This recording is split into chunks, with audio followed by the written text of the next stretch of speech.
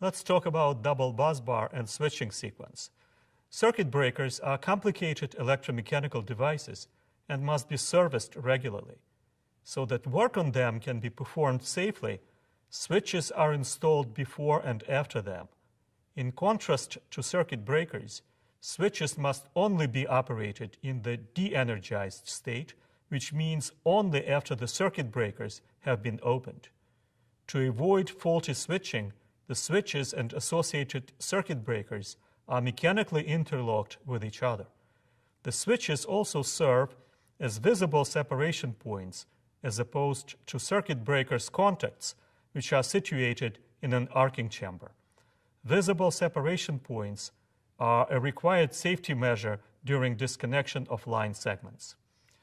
In accordance with its various functions, every switchgear system and substation is divided into individual fields, distinctions being made here between incoming feeders, outgoing feeders, and tie panels. These fields are represented entirely in the form of one-line diagrams using standard symbols. You can see in the figure the symbols and proper explanations. What do they mean? The circuit shown applies to incoming and outgoing feeders. The two switches are used to disconnect the circuit breakers, including the current and voltage transformers. Current and voltage transformers acquire the data needed for metering and protection. The grounding switch is used to protect the line against effect of adjacent lines during maintenance work and lightning strikes.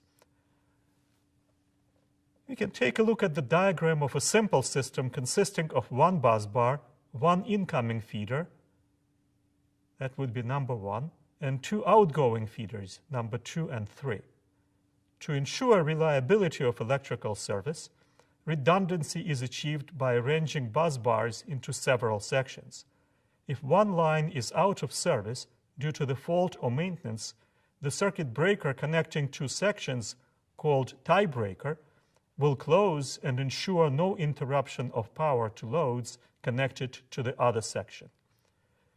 For the sake of clarity, the figure that you can see now and subsequent illustrations will no longer show the current voltage transformers or grounding switches. They can be used to connect both bus bars to form a single bus. This allows bus bars to be changed without interrupting operations. Incoming and outgoing feeders can be switched to the individual bus bars as needed without interrupting the supply. For the diagram shown, let's discuss switching sequence.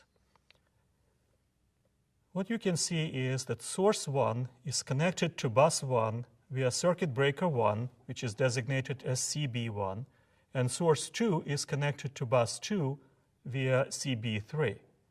Load 1 is connected to bus 1 via CB2, and load 2 is connected to bus 2 via CB4.